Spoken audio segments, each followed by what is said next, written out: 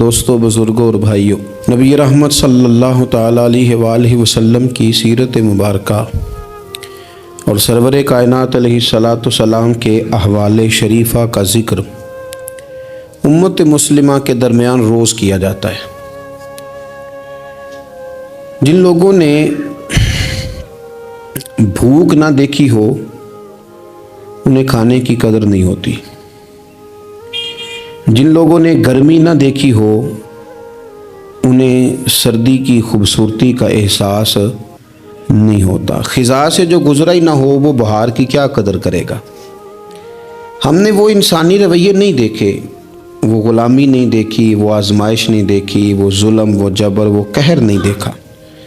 اس لیے ہمارے درمیان جب نبی پاک صلی اللہ علیہ وسلم کی سیرت مبارکہ کی بات ہوتی ہے تو وہ خاص توجہ جو کسی مسلمان کو کرنی چاہیے وہ بعض اوقات محسوس ہوتا ہے الا ماشاءاللہ کہ وہ توجہ نہیں کی گئی۔ آپ اس پر کئی بار غور کریں تو آپ کو اندازہ ہوگا کہ یہ جملہ کہنا کتنا آسان ہے کہ بندہ بیچ دیا جاتا تھا اور اسے خرید لیا جاتا تھا۔ کسی کا گھر بکے تو وہ کتنی تکلیف میں آتا ہے، اور اگر وہ خود بکے تو کہنا کتنا آسان ہے، لیکن اس درد کو ہم محسوس نہیں کر پاتے۔ یہ کہنا کتنا آسان ہے کہ بیٹی دفن کر دی جاتی تھی، لیکن اگر آپ تاریخ پڑھیں تو یہ لفظ نہیں ہے کہ بیٹی دفن کی جاتی تھی، لفظ یہ ہے کہ زندہ ہی دفن کر دی جاتی تھی، اسے مارا بھی نہیں جاتا تھا، زندہ درگور قبر میں اتار دیا گیا ہے۔ اب ہم اس کیفیت کو سمجھنے سے عاری ہیں، سمجھ نہیں پا رہے ہوتے کہ ہم کس طرح کر کے ان چیزوں پر غور کریں اور توجہ کریں کہ یہ کس قدر زیادہ اللہ نے ہمیں آسانی دی ہے کہ رسول پاک کی غلامی عطا فرمائی ہے۔ تو جو عرض کرنا چاہ رہا ہوں اس پر آپ غور کریں گے کہ وہ اس دور کی شدتیں چونکہ ہم نے دیکھی نہیں، آج بھی نہیں دیکھ رہے، تو اس لیے بعض اوقات میں دیکھتا ہوں کہ وہ بات ہو رہی ہوتی ہے تو لوگ اس کو اسی لہجے میں لے رہے ہوتے ہیں۔ نبی پاک صلی اللہ علیہ وسلم نے لوگوں کے اندر احساس بانٹا ہے، حضور نے درد دل تقسیم کیا ہے۔ نبی پاک علیہ الصلوۃ والسلام نے انہیں مادہ پرستی سے کھینچ کر اللہ کے قرب کا رستہ دکھایا ہے۔ حضور علیہ الصلوۃ والسلام نے انسانوں کے دل انسانوں کے حق میں نرم کیے ہیں۔ قرآن مجید فرماتا ہے لقد جاءکم رسول من انفسکم، تحقیق تمہیں میں سے ہم نے تمہیں ایک رسول عطا فرمائے، عزیز علیہ ما عنتم۔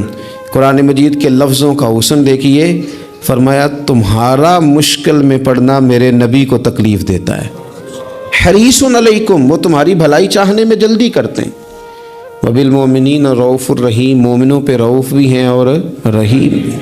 نبی پاک صلی اللہ تعالیٰ علیہ وسلم نے دولت احساس، ہمارے اندر احساس نہیں رہتا، کوئی بھی کسی بھی قسم کی جب ہم کوئی بات شروع کرتے ہیں تو ہم یہ سمجھتے ہیں کہ دراصل جو میں نے سوچ لیا ہے اور جو میں نے طے کر لیا ہے وہ ٹھیک ہے۔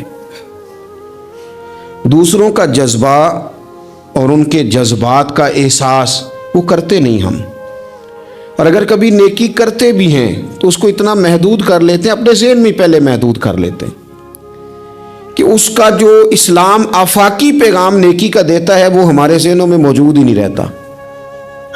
دیکھیے نبی پاک صلی اللہ تعالیٰ علیہ وسلم نے امت پر جب صدقات اور زکوٰۃ ضروری قرار دیے تو فرمایا تم نے 2.5% زکوٰۃ دینی ہے، وہ بھی سال گزرنے کے بعد۔ اور کسی شخص کو حضرت ابی بن کعب رضی اللہ تعالیٰ عنہ نے کہا میں سارا مال دینا چاہتا ہوں، حضرت ابو لبابہ رضی اللہ تعالیٰ عنہ نے بھی کہا میں سارا دے دینا چاہتا ہوں، تو فرمایا چوتھا حصہ دے اگر بہت شوق آیا ہے تو، ایسا نہ ہو تیرے بچے بعد میں دوسروں کے ہاتھوں کی طرف دیکھیں۔ لوگوں کو حضور نے اتنا پابند کیا، لیکن جب اپنی ذات کی باری آئی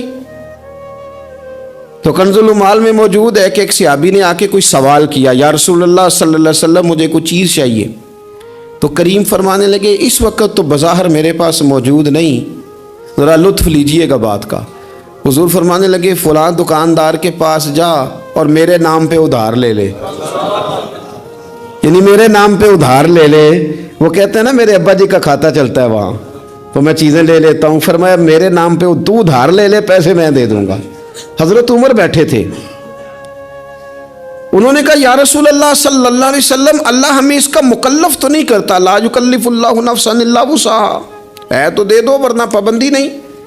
قرض اٹھا کے کسی کی مدد کرنا اللہ تو اس کا پابند نہیں کرتا۔ حضرت عمر نے جب حضور کو یہ کہا تو سرکار نے یہ بات ناپسند کی، پسندیدگی کا اظہار نہیں کیا۔ ایک انصاری قریب بیٹھے تھے، وہ کہنے لگے حضور آپ بانٹیے، عرش کا مالک آپ کو بڑا ہی عطا کرے گا۔ حضور ان کی بات سے راضی ہوئے اور پتہ کیا فرمایا؟ فرمایا مجھے بھی اسی چیز کا ہی حکم دیا گیا ہے۔ قرض اٹھا کر بھی حضور صلی اللہ تعالیٰ علیہ وسلم کسی کے ساتھ بھلائی کرتے ہیں۔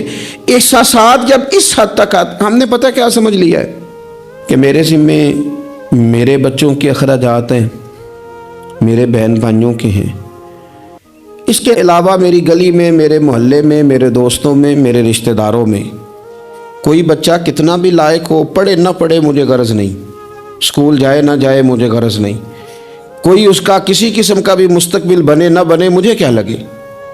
اور بڑے شاپنگ مال سے جب لوگ شاپنگ کر کے باہر نکلتے ہیں اور پھر دروازے پر وہ باہر آتے ہیں جب، تو ان کی کار کے گرد جب چھوٹے چھوٹے لوگ، چھوٹے چھوٹے بچے خیرات مانگنے کے لیے آگے بڑھتے ہیں، تو پھر وہ ڈھونڈ رہے ہوتے ہیں کہ کہیں نوٹ کھلا ہوا ملے 5-10 کا، تو وہ ہم اس کو تھمائیں گے اور کہیں گے کہ دیکھا میں نے کتنی سخاوت کی، اور وہ بھی اگر ہو تو، ورنہ جھڑک کے گزر جائیں گے۔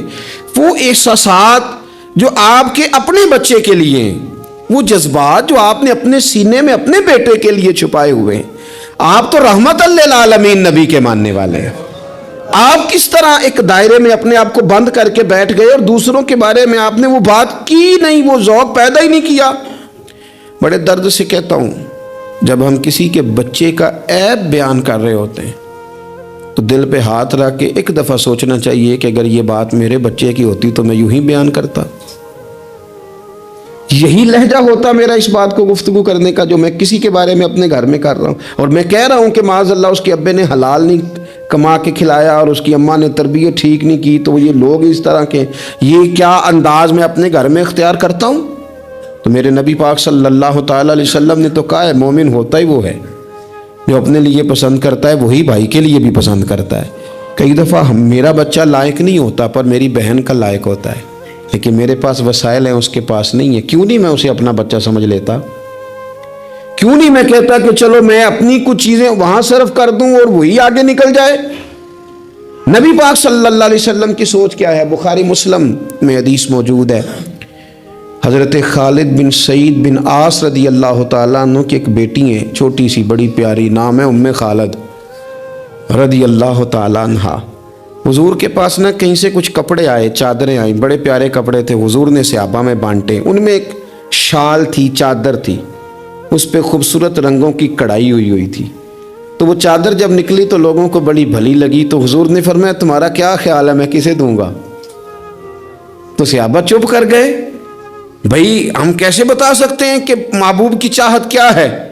حضور نے تجسس بڑھانے کے لیے کہا کہ تمہارا کیا خیال ہے میں کسے دوں گا؟ لوگ خاموش ہو گئے، تو فرمایا جاؤ کوئی ام خالد کو بلا کے لاؤ۔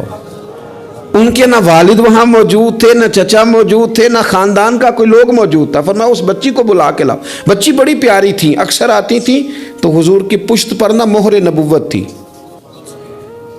تو اس کے ساتھ کھیلتی تھیں، تو ان کے والد منع کرتے تھے یہ کیا کرتی ہو؟ تو حضور فرماتے تھے آپ چپ کریں، بچی جو کرتی ہے اسے کرنے دیں، اسے بلا کے لاؤ اس بچی کو۔ ان کے والد کو لوگوں نے جا کے کہا تیری بیٹی کو حضور یاد کر رہے ہیں، تو اپنی بیٹی کو گود میں اٹھا کے حضور کے پاس لائے۔ حضور وہ چادر گھر بھی بھیج سکتے تھے، پر حضور نے نا وہ بچی کو چادر اڑائی اور کہا ہاذا ثنا یا ام خالد ہاذا ثنا، کہا ام خالد دیکھو پیاری کتنی لگ رہی ہے بیٹا، اور تجھ پر جچ بھی کتنی رہی ہے، سونی کتنی لگ رہی ہے، اور تمہیں پیاری بڑی لگ رہی ہے۔ حضور نے وہ تحفہ دیا۔ پھر ایک موقع پر ایک اور تحفہ حضرت ام خالد کو دیا، اور وہ تحفہ دے کے حضور فرمانے لگے بیٹا اسے پہننا اور پھر پہننا اور پھر پہننا اور بار بار پہننا، اللہ تمہیں لمبی عمر دے، اسے پہن کے پرانا کرنا۔ حضرت ام خالد صحابیات میں سب سے بعد میں ان کا انتقال ہوا ہے، 90 سال کے قریب عمر ہو گئی تھی، پر کہتی تھی میں نے مدینے والے کا تحفہ آج بھی سنبھال کے رکھا ہوا ہے، کیونکہ حضور صلی اللہ علیہ وسلم کے جذبات اگر حضرت حسنین کے لیے ہیں، اگر اپنے عظیم عالیشان عظمتوں شانوں والے نواسوں کے لیے ہیں، تو حضور صحابہ سے ہی پیار نہیں کرتے تھے، صحابہ کی اولادوں سے بھی پیار کرتے تھے، ان کی اولادوں تک حضور کی محبت کا یہ رنگ جاتا تھا۔ ہم چونکہ ترجیحی بنیادوں پر خیر خواہی نہیں کرتے، کبھی کوئی آ گئی نیکی تو کر لی، وہ بھائی سارے کپڑے اپنے گھر میں بانٹنے ہیں، جو ملے گا اسے پلٹ کے اپنے گھر ہی پھینکنا ہے، کسی کا کوئی حق ہی نہ رہے ہماری دولت پر، کسی کا کوئی حق ہی نہ رہے ہماری خیر خواہی پر، پلٹ پلٹ کر۔ وہ میں اکثر کہتا ہوں کہ عجیب زمانہ آ گیا نا، پیر صاحب کے گھر میں پیدا ہونے والا پیر ہے، دوسرا ہو سکتا لیڈر کا بیٹا ہی لیڈر ہے، دوسرا ہو سکتا سیاستدان کا بیٹا ہی، وہ بھئی کس نے پابندی لگا دی ہے کہ یہ کہیں اور نہیں جا سکتی؟ اور سب جگہ اللہ ماشاءاللہ، دینی لوگوں میں بھی، دنیاوی لوگوں میں بھی، سیاسی لوگوں میں بھی، سب جگہ ہر جگہ یہی ہے کہ اس کے بعد اس کا بیٹا ہی آئے گا۔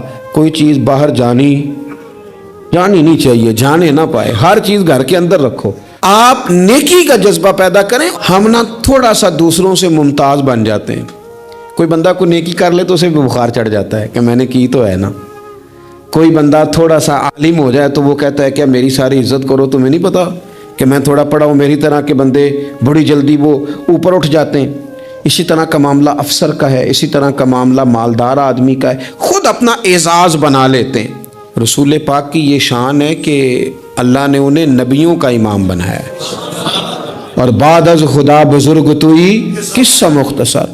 حضور روٹین میں تو بیٹھتے تھے، جمعے کا خطبہ دینے کے لیے تو منبر پہ آتے تھے، پر باقی صحابہ کے اندر مل جل کے بیٹھتے تھے، مل جل کے۔ ایک جہاد تھا، صحابہ کہتے ہیں واپس آ رہے تھے تو رستے میں رکے، کھانا کھانے کا ارادہ بنا، تو ظاہر ہے کھانے ہوٹلوں سے تو ملتے نہیں تھے، پکانے پڑتے تھے، تو کھانے کی تیاری ہونے لگی تو کچھ لوگوں نے کہا کہ ہم گوشت صاف کرتے ہیں، گوشت بناتے ہیں، کچھ نے کہا کہ برتن میں صاف کر کے اہتمام کرتا ہوں، کسی نے کہا کہ میں بعد میں بانٹنے کا تقسیم کرنے کی ڈیوٹی لیتا ہوں۔ سب ڈیوٹیاں لے رہے تھے تو حضور بھی بولے، فرمایا تم نے اپنے اپنے ذمے کام لے لیے ہیں، میں اس طرح کروں گا، لکڑیاں اکٹھی کر کے لاؤں گا تاکہ آگ جلا کے روٹی پکائی جا سکے۔ صحابہ کہنے لگے فدا کا روحی و قلبی، سونے دل بھی قربان، جان بھی قربان، فدا کا ابی و امی، ماں بھی قربان، باپ بھی قربان، ہم جو حاضر ہیں یہ کام کرنے کے لیے۔ تو حضور نے فرمایا میں تم سے ممتاز نہیں ہونا چاہتا، مل جل کے رہنا چاہتا ہوں تمہارے بیچ۔ آپ جب لوگوں کے بیچ وقت گزارتے ہیں تو تبھی تو ان کے دکھ سکھ کا آپ کو پتہ چلتا ہے، اور جب آپ اپنا لیول ہائی کر کے اوپر اٹھ جاتے ہیں تو پھر آپ کو کیسے پتہ چلے گا کہ عام آدمی کس تکلیف میں مبتلا ہے۔ میرے نبی پاک علیہ السلام صحابہ کیا حضور سے بات کرتے، حضور تو نبیوں کے امام ہیں، لیکن سرور کائنات علیہ السلام نے لوگوں کے بیچ رہ کے لوگوں کے ساتھ اعلیٰ نیکی کرنے کا پیغام دیا، اور نیکی کو اس کے بام عروج تک جا کر لوگوں تک اتارنے کی نبی پاک علیہ السلام نے بات کی، بام عروج تک جا کے۔ کبھی اس طرح بھی ہوتا ہے کہ سامنے والا تلخ رویہ لے کے آتا ہے، لیکن دین کے اندر آپ کو یہ حکم دیا گیا ہے کہ آپ بندہ دیکھ کے اپنا رویہ نہیں بدلیں گے، آپ یہ دیکھیں گے کہ میرے دین نے مجھے کیا پیغام دیا ہے۔ آپ جس طرح مسجد میں دیندار ہیں، بازار میں بھی اسی طرح ہی دیندار ہیں، دکان پہ بھی اسی طرح ہی دیندار ہیں، کیونکہ اسلام جہتی اور وقتی مذہب نہیں، موسمی نہیں۔ آپ یہ کریں گے کہ آپ ہر مقام پہ اللہ رسول کو پیش نظر رکھ کے آگے بڑھیں گے، اور اگر یہ نہیں ہے مزاج تو پھر معاملہ اور ہے۔ دیکھیے بدر کے دن جو لوگ آئے تھے نا مسلمانوں سے لڑنے کے لیے، تو وہ پھول لے کے نہیں آئے تھے، گھی شکر لے کے تو نہیں نا میدان میں آئے تھے، نہ ان کے پاس مٹھائیوں کے ڈبے تھے، تلواریں اور نیزے لے کے آئے تھے، اور انہوں نے باقاعدہ مقابلہ کیا، 14 مسلمانوں کو شہید کیا۔ یہ تو اللہ تعالیٰ کا کرم ہے، وَلَقَدْ نَصَرَكُمُ اللَّهُ بِبَدْرٍ وَأَنْتُمْ أَذِلَّةٌ، کہ اللہ تعالیٰ نے مسلمانوں کو کامیابی دی، وہ مسلمانوں کے قابو آ گئے۔ اب وہ 70 بندے قیدی بنا کے لائے گئے، وہ لڑنے آئے ہیں گھر سے، پھول لے کے نہیں آئے۔ قید خانے اس طرح تو تھے نہیں جس طرح آج جیل بنی ہوئی ہے، تو مختلف صحابہ، جس کے پاس ایک کمرہ خالی تھا اس نے ایک آدمی کو گھر میں قید کیا، کسی نے 2 کو کیا، حضور نے وہ بانٹ دیے۔ حضرت مصعب ابن عمیر رضی اللہ تعالیٰ عنہ کے بھائی ابو عزیز بھی کافروں کی طرف سے لڑتے ہوئے آئے، اور باقاعدہ جھنڈا تھامے ہوئے تھے، آگے آگے تھے، سپہ سالار بنے ہوئے تھے، وہ بھی قیدی ہو کے آئے۔ تو ایک انصاری ان کے ہاتھ باندھ رہے تھے، تو حضرت مصعب ابن عمیر قریب سے گزرے، فرمانے لگے ذرا زور سے باندھنا، اس کی ماں کے پاس بڑے پیسے ہیں، چھڑا لے گی فدیہ دے کے۔ تو ابو عزیز کہنے لگے مصعب تو میرا بھائی ہو کے اس طرح کی باتیں کرتا ہے؟ تو فرمانے لگے تجھے کس نے کہا کہ میں تیرا بھائی ہوں؟ میں تیرا نہیں بھائی، میں اس انصاری کا بھائی ہوں جو میرے مدینے والے حبیب کا کلمہ پڑھتا ہے، میرے رشتے اسلام کی بنیادوں پہ، یہ میرا بھائی ہے، زور سے مانگنا اس کو، چھڑا لے گی اس کی اماں پیسے دے کے۔ وہ کہتے ہیں میں ایک انصاری صحابی تھے حضرت ابو یسر رضی اللہ تعالیٰ، ان کے گھر میں قید تھا، زیادہ باتیں نہیں حضور نے بیان کی، بس ایک بات کی، فرمایا بھائی قیدیوں سے اچھا سلوک کرنا۔ کن سے؟ قیدیوں سے اچھا سلوک کرنا، بس حضور نے کہہ دیا۔ کہتے ہیں میں جن کے گھر قید تھا وہ غریب آدمی تھے، عرب میں کوئی بندہ تھا جو شام کو روٹی کھاتا تھا، اناج ملتا نہیں تھا، غریب لوگ کھجور کھا کے دودھ پی کے سو جاتے تھے، روٹی جب آتی تھی تو بچے دلچسپی سے لپکتے تھے کہ کھانا آیا ہے، روٹی آئی ہے۔ کہتے مجھے حضور نے جس گھر میں میں بندہ ہوا تھا، نبی پاک کی نصیحت تھی لوگوں کو کہ قیدیوں سے اچھا سلوک کرنا۔ ابو عزیز کہتے ہیں کہ حضرت ابو یسر رضی اللہ تعالیٰ عنہ جن کے گھر میں میں قید تھا، وہ سویرے مزدوری کرنے جاتے، شام تک محنت کر کے 2 روٹیاں کما کے لاتے، لیکن وہ 2 روٹیاں مجھے کھلا دیتے، اپنے بچوں کو کھجور اور دودھ پلا کے سلا دیتے۔ میں ان سے کہتا یار میں تمہارا قیدی ہوں، کوئی مہمان تھوڑا ہوں، اور پھول اور گھی شکر لے کے نہیں تلوار لے کے لڑنے آیا ہوں، یہ تمہارا کیا رنگ ہے؟ تو وہ فرماتے ہمیں لمبی باتوں کا نہیں پتا، ہمیں تو ہمارے نبی نے کہا ہے ان کے ساتھ اچھا سلوک کرنا ہے، تو لہٰذا ہم نے اچھا ہی سلوک کرنا ہے۔ ہم نے نہ کبھی قطرے پہ غور کیا اور نہ دریا دیکھا، بس جہاں تیری جھلک دیکھی وہیں ڈوب گئے، ہمیں اس سے کیا کرو، حضور نے کہا اچھا سلوک کرنا ہے۔ ابو عزیز کہتے ہیں جب میں روٹی کھاتا تھا اور محنت مزدوری سے کما کے لاتے تھے اور ان کے بچے دودھ کھجور پہ گزارا کرتے تھے تو میں رویا کرتا تھا اور میں کہتا تھا جو دین کے بارے میں کفر نے بتایا تھا وہ اور تھا، جو بتایا تھا وہ اور تھا، اور جو میں نے دیکھا ہے یہ تو اور ہے، جو میں نے عملاً دیکھا ہے یہ تو اور ہے۔ آپ کے جذبات ہوں، آپ کے خیالات ہوں، آپ کی اچھائی لوگوں کو قائل کر لے۔ دیکھو میرے عزیز، آ جاتے ہیں لوگ، ان کے ذہن بنا دیے جاتے ہیں، لوگوں کو کہا جاتا ہے مولوی خطرناک ہوتے ہیں، یہ بڑا ڈرونا سبجیکٹ ہے، اس کے قریب نہ جانا۔ کہا جاتا ہے کہ جناب وہ دیندار طبقہ، کیا کریں اس نوجوان کو پتہ ہی نہیں بیچارے کو، اس کو جس طرح کسی نے گائیڈ کیا اس طرح وہ گائیڈ ہو گیا۔ اب اگر آپ کے جذبات بھی اس کے لیے جارحانہ ہوں گے تو اسے پناہ کہاں ملے گی؟ آپ کو اس کو بتانا ہے کہ بات کچھ اور ہے، رنگ کچھ اور ہے، تجھے جو پڑھایا گیا ہے وہ بات اور ہے اور یہاں وہ رنگ اور ہے۔ حضرت فضالہ بن عمیر کہتے ہیں کہ میں بھی فتح مکہ کے موقع پہ نا اپنی تلوار کو، اپنے خنجر کو تیار کر کے اور بغل میں دبا کے اور چادر اوڑھ کے گیا تھا کعبے کا طواف کرنے کہ حضور میرے قریب سے گزریں گے تو معاذ اللہ شہید کر دوں گا، لیکن اللہ نے تو غیب کے خزانوں کی کنجیاں دی ہیں نا اپنے نبی پاک کو، میں شہید کر دوں گا۔ کہتے میرے ہاتھ میں خنجر تھا، بغل میں تلوار تھی، خیال تھا طواف کرتے کرتے سارے لوگ مسجد آتے ہیں، پر یہ ضروری تو نہیں سارے اچھی نیت سے ہی آئیں، کچھ اور نیتیں لے کے بھی آتے ہیں، اپنے اپنے ارادوں سے بھی آتے ہیں۔ خنجر لے کے آیا خانہ کعبہ کا طواف کرنے، اور جب نبی کریم صلی اللہ تعالیٰ علیہ وسلم نے مجھے دیکھا، حضور جان چکے ہیں کہ میں قتل کرنے کے ارادے سے آیا ہوں، تو مجھے دیکھ کے فرمانے لگے تو فضالہ ہے؟ میں نے کہا یا رسول اللہ فضالہ ہوں، تو فرمایا بول نہ جو دل میں چھپا کے آیا ہے۔ خیال آیا مسلمان نیک و بد پہچان جاتے ہیں، محمد آدمی کے دل کی باتیں جان جاتے ہیں صلی اللہ تعالیٰ علیہ وسلم۔ کر نہ جدھر تو آیا ہے، تو فضالہ کہنے لگے حضور کچھ بھی نہیں، میں تو اللہ کا ذکر کر رہا ہوں۔ تو حضور فرمانے لگے چل پھر استغفار ہی کر لے۔ گویا حضور نے یہ نہیں کہا تو جھوٹ بول رہا ہے، بات اس طرح کی کہ تو استغفار پڑھ لے، پھر اپنی پچھلی بات سے توبہ کر لے۔ فضالہ کہتے ہیں یہ کہتے کہتے حضور نے دست کرم اٹھایا اور اپنا مقدس ہاتھ میرے سینے پہ پھیرا، سارا کفر، سارا نفاق، سارا شرک نکل گیا، مجھے کائنات میں سب سے پیارا چہرہ ہی مدینے والے رسول کا نظر آنے لگا، قدموں پہ آ گیا، میں غلام بن گیا نبی پاک کا۔ وہاں سے واپس آ رہا تھا تو ایک عورت تھی جس سے میرے شناسائی تھی، تعلقات تھے، میں کبھی اس سے ملتا تھا، میں گزر رہا تھا تو اس نے مجھے بلایا، میں نے توجہ ہی کوئی نہیں کی۔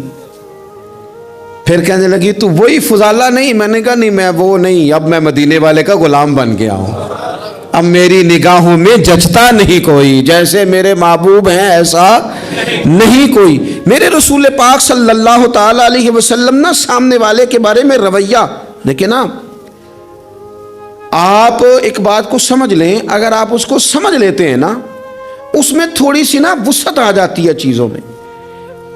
بڑی سخت بات بھی کو بندہ آپ کے ساتھ کر رہا ہے تو اگر آپ ایک بردبار آدمی ہیں اور آپ کوئی فضل والے ہیں، تو پھر مجھے ایک دوست نے کہا، ایک صاحب جمعہ پڑھنے آتے تھے، وہ آج کل نہیں آ رہے،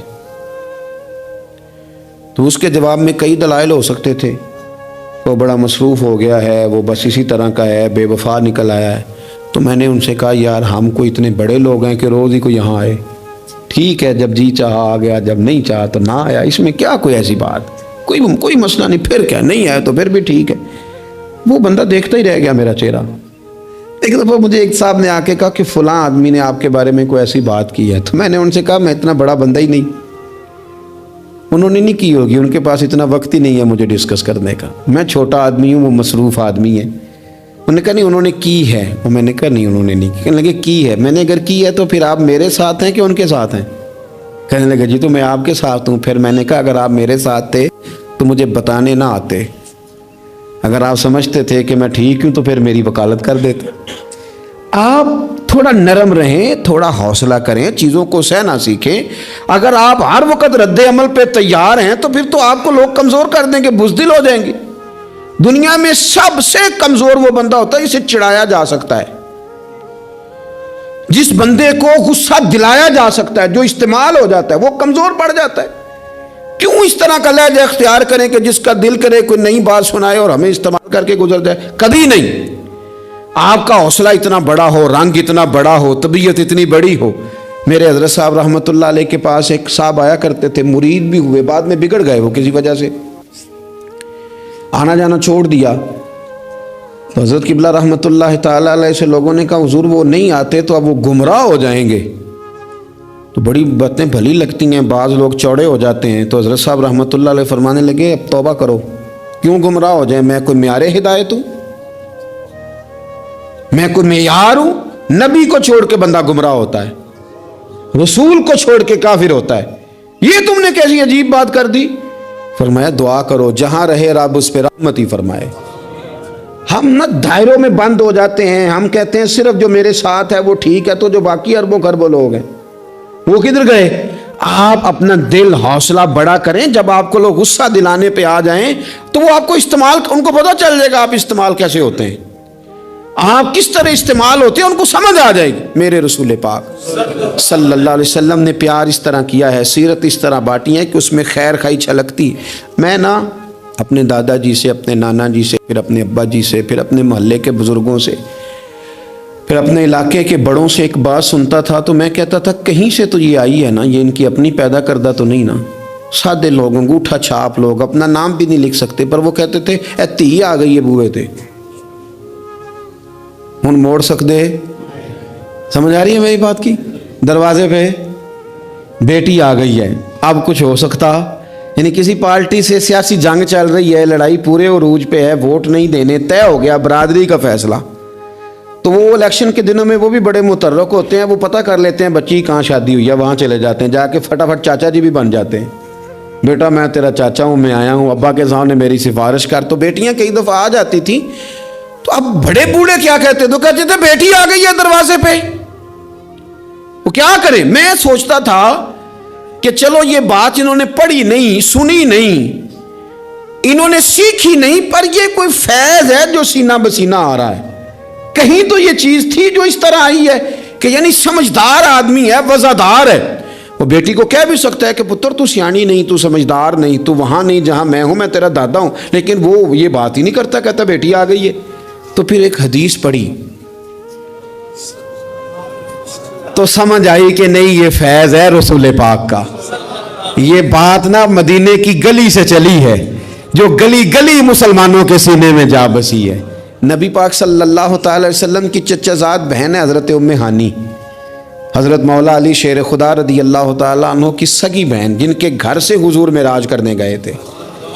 انہوں نے کلمہ فتح مکہ کے دن پڑھا ہے، جناب ام ہانی نے کلمہ فتح مکہ والے دن پڑھا ہے، لیکن ساری زندگی ان کے سامنے کوئی حضور کے خلاف معاذ اللہ بات نہیں کر سکا، کرنے نہیں دیتی تھی۔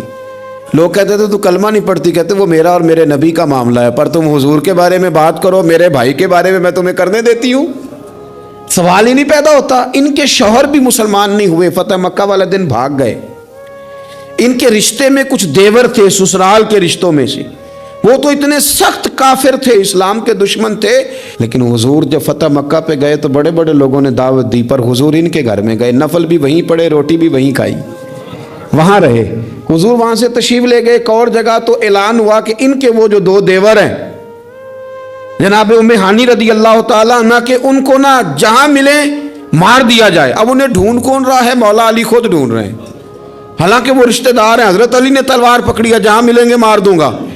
جناب ام ہانی نے نا اپنے وہ دونوں دیور تلاش کیے، ڈھونڈ کے لائیں، لا کے کمرے میں بند کر کے باہر سے دروازہ بند کیا اور سیدھی حضور کے پاس چلی گئی، کہنے لگی علی انہیں ڈھونڈ رہے ہیں، یہ پیغام آیا ہے ان کے لیے، یہ اعلان کر دیا گیا ہے۔ حضور نے فرمایا ام ہانی تو بات کر، تو کہنے لگی حضور پھر میں نے انہیں پناہ دے دی ہے۔ تیہ آ گئی نا بوے تے، بیٹی آ گئی، میں نے پناہ دے دی ہے، کوئی دوسرا جملہ نہیں، کوئی دوسری بات نہیں۔ یہ امام الانبیاء بول رہے ہیں، یہ سرور کائنات بول رہے ہیں۔ حضور فرمانے لگے ام ہانی، جسے ام ہانی نے پناہ دے دی اسے محمد عربی نے بھی پناہ دے دی، بلا لو علی کو واپس، ہم نے نہیں مارنا، جسے تو نے پناہ دے دی اسے ہم نے بھی پناہ دے دی۔ بیٹی جو آ گئی ہے، بہن جو آ گئی ہے دروازے پہ، چل کے جو آ گئی ہے تو ختم ہو گئی بات۔ مجھے سمجھ آ گئی کہ میرے دیہات کے بزرگوں کے سینوں تک یہ جو بات پہنچی ہے تو یہ کوئی فیض ہے، یہ کوئی کرم ہے، یہ کہیں سے چلی ہے جو یہاں تک آئی۔ عزیز بھائی، رسول پاک صلی اللہ علیہ وسلم نے وہ والی سوچیں سوسائٹی کو دیں، معاشرے میں وہ والی خیر نبی پاک علیہ الصلوۃ والسلام لے کے آئے جس کی سوسائٹی کو بڑی زیادہ ضرورت تھی، جس کی حاجت تھی۔ میرے رسول پاک صلی اللہ تعالی علیہ وسلم خوب محبت فرماتے، اپنوں سے، بیگانوں سے، غیروں سے، اس سے بھی اس سے بھی۔ لوگوں کی رسائی حضور تک آسان تھی، اپنا دکھ جا کے حضور کو سنا لیتے تھے۔ میں آپ سے عرض کروں،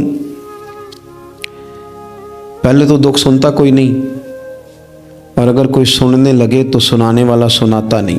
کیوں؟ اعتماد کیسے کریں؟ یہ کیسے کہیں کہ ہمارا راز راز ہی رہے گا؟ لوگ اپنے سینوں میں چھپائے نفسیاتی مریض ہو گئے، لوگ اپنے دلوں میں اپنے دکھ لیے قبروں تک چلے گئے، لیکن اعتماد کیسے کریں؟ وہ بندہ کہاں سے ملے جو دکھ سنے گا پھر اس کا پردہ بھی رکھے گا، جو بات سنے گا پھر اس پر طے بھی کرے گا؟ کوئی اشک شوئی والا، کوئی ایسا بندہ جس کے پاس بندہ جائے اور کندھا اس کا خالی ملے اور بندے کو پتا ہو کہ میں جتنا مرضی روؤں گا یہ کندھا بھی نہیں ہٹائے گا۔ لوگوں کو یہ میسر ہی نہ آیا، لیکن میرے رسول کائنات سرور دو عالم نور مجسم صلی اللہ تعالی علیہ وسلم کی خدمت میں کوئی بھی آیا، وہ یار حضور بھی تو بڑا ہی مصروف ہے نا، پگلی عورت ہے، دیوانی ہے، اس نے آ کے کہا حضور میں نے کوئی بات کرنی تھی، تو فرمایا تو جس گلی میں کہے گی میں وہیں تیری بات سننے کو تیار ہوں، تو جہاں کہے گی۔ یعنی یہ نہیں فرمایا کہ تو کل شام عصر میں آ جانا، ہوتی ہے مصروفیات، ترتیب دے لیا جاتا ہے، وقت بعض اوقات ہوتے ہیں مسائل، لیکن حضور نے جو سیرت چھوڑی وہ یہ ہے کہ تو جہاں کہے گی۔ اور صحابہ کہتے ہیں پھر ہم نے دیکھا بھی اس نے ایک گلی میں حضور کو کھڑا کیا ہوا ہے، اور وہ نبی پاک صلی اللہ علیہ وسلم کو نہ اپنے دکھ سنا رہی ہے۔ شاید یہی وجہ تھی حضور کائنات کے دکھ سنتے تھے اور کائنات میرے نبی کی رسالت کا اعلان کرتی تھی۔ حضور اگر ان کی سنتے تھے تو یہ ساری زمین و آسمان کی مخلوق حضور کے ترانے پڑھتی تھی، نبی پاک کی نعتیں پڑھتی تھی، حضور کا تذکرہ کرتی تھی، یہاں تک کہ جن کو لوگ بھیڑیے کہتے ہیں وہ بھی حضور کے گن گاتے تھے۔ ایک شخص کہتا ہے میں بکریاں چلا رہا تھا تو بھیڑیا ایک بکری اٹھا کے لے گیا، میرے پاس نیزہ تھا، تلوار تھی، ڈنڈا تھا، میں نے اس کو اس طرح کر کے گھیرا کہ بکری چھڑا لی۔ بھیڑیا جا کے بیٹھ گیا پہاڑ کے اوپر، اس کو رب نے زبان دی، وہ بولنے لگا، کہنے لگا مجھے اللہ نے رزق دیا تھا تو نے چھین لیا ہے۔ کہتے میں پہلے ڈرا، پھر میں نے اسے کہا بھیڑیا کیسے بولتا، یہ تو بڑی عجیب بات ہے۔ وہ کہنے لگا ایک بات اس سے بھی عجیب ہے، میں نے کہا وہ کیا؟ کہنے لگے مدینے میں حضور آ گئے اور تو نے ابھی تک جا کے کلمہ ہی نہیں پڑھا۔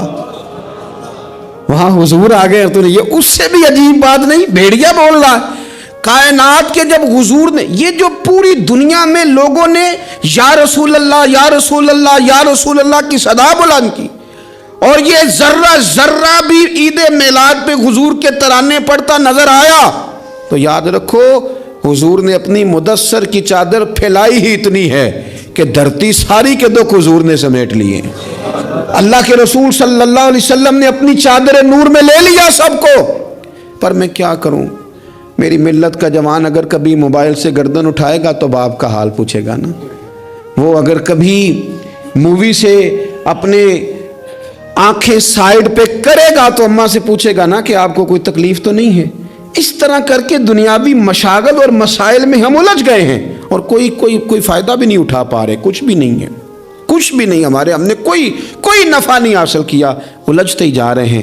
ایک تو اپنے آپ کو لوگوں کے بیچ لائیں، اپنے آپ کو بڑا سمجھنا ختم کریں، کسی کی بھی بات سنیں، کسی کو بھی، یعنی خود ہی سارا کچھ بن جانا، خود ہی بتا دینا، خود ہی اعلان کر دینا، خود بخود ہی اپنے آپ کو نیک سمجھ لینا، خود بخود ہی اپنے آپ کو بڑا جان لینا، اس سے تھوڑا سا باہر آئیں۔ اور دوسرا یہ کہ جس حد تک ممکن ہو، جس حد تک آنسو پوچھے جا سکیں اس حد تک تو جانا ہماری ڈیوٹی ہے کہ نہیں؟ جو ہماری احاطے میں لوگ آتے ہیں ان کی حد تک تو ہم خیر بانٹ سکتے ہیں کہ نہیں؟ ایک بات آخر میں آپ کی خدمت میں نے عرض کرنی ہے، بڑی تکلیف کے ساتھ عرض کروں گا۔ دیکھیں، کچھ نہیں نہ کر سکتے تو لوگوں کے لیے جذبات ہی اچھے کر لیں، خیر کے جذبات اپنے دلوں میں لوگوں کے لیے پیدا کریں اور موقع دیں۔ ہر شخص اپنی اپنی جگہ پہ اپنے اپنے حساب سے۔ آپ نے کبھی حدیثوں کی روایت میں یہ سنا ہے کہ یہ حدیث حضرت خالد بن ولید سے مروی ہے؟ ہوں گی چند حدیث، پر چند حدیثیں کس سے مروی ہیں؟ حضرت ابو ہریرہ سے ہیں، حضرت انس بن مالک سے، حضرت عائشہ سے، ایسے ہی ہے۔ چلیں، آپ نے وہ واقعہ سنے ہوں کہ تلوار لی تھی تو فلاں جگہ پہ حضرت ابو ہریرہ نے اتنے لوگ کاٹ دیے تھے، کوئی بات ایسی سنی ہو؟ ایک آدمی میدان میں ہے، وہ جہاد کر رہا ہے، کہ یہاں بیٹھا ہے وہ رسول اللہ کا دین بیان کر رہا ہے۔ ہر بندے کا شعبہ ہے، نہ حضرت خالد بن ولید نے یہ کہا کہ ابو ہریرہ آپ میدان میں کیوں نہیں آ رہے، اور جناب ابو ہریرہ نے نہ یہ کہا کہ آپ حدیثیں کیوں نہیں روایت کر رہے۔ تو ہم ایک دوسرے کے لیے جب جذبات اتنے حسین پیدا کر لیتے ہیں، دل ہم اگر حضرت ابو ہریرہ رضی اللہ تعالیٰ عنہ حضور سے وہ سارا خزانہ لے کے اندر جمع نہ کرتے تو ہم تو آج بھائی کوئی شے ہی نہ بتا پاتے لوگوں کو، کوئی چیز آتی نہ۔ یہ ضبط، یہ حوصلہ انہوں نے پیدا کیا تو بات آگے کی۔ کسی بھی شعبے میں آپ تعلق رکھتے ہیں، کسی بھی شعبے میں ایک دوسرے کی، میں کہا کرتا ہوں یہ سپیکر والا ساتھی نہ آئے تو ہم بڑے پریشان ہو جائیں، کیونکہ اس نے چلایا ہے تو میری بات آپ تک پہنچ گئی۔ ہر بندے کی ضرورت کو محسوس کریں۔ میں بہت سارے کام نہیں کر پاتا اپنے ہاتھ سے، یعنی مجھے روز کہیں دور دراز جلسوں پہ جانا ہوتا ہے، پر جلسے پہ جا کے میری ہی اہمیت ہے، میرا ہی نعرہ ہے، میرے گلے میں ہی پھول ہیں، پر ڈرائیور جو بیچارہ، میں تو سو گیا گاڑی میں، وہ تو جاگتا رہا، میں کئی دفعہ سارے راستے سویا رہا، وہ جاگتا رہا، اس کے بغیر کام چلتا ہے؟ تو بھئی ہر بندے کی اپنی جگہ پہ ایک اہمیت ہے، آپ اس اہمیت کو سمجھیں اور پیار بانٹیں۔ اللہ کے حضور دعا ہے مالک میں حضور کی سیرت سے فیض یاب فرمائے۔ آخر دعویٰ یعنی الحمدللہ رب العالمین۔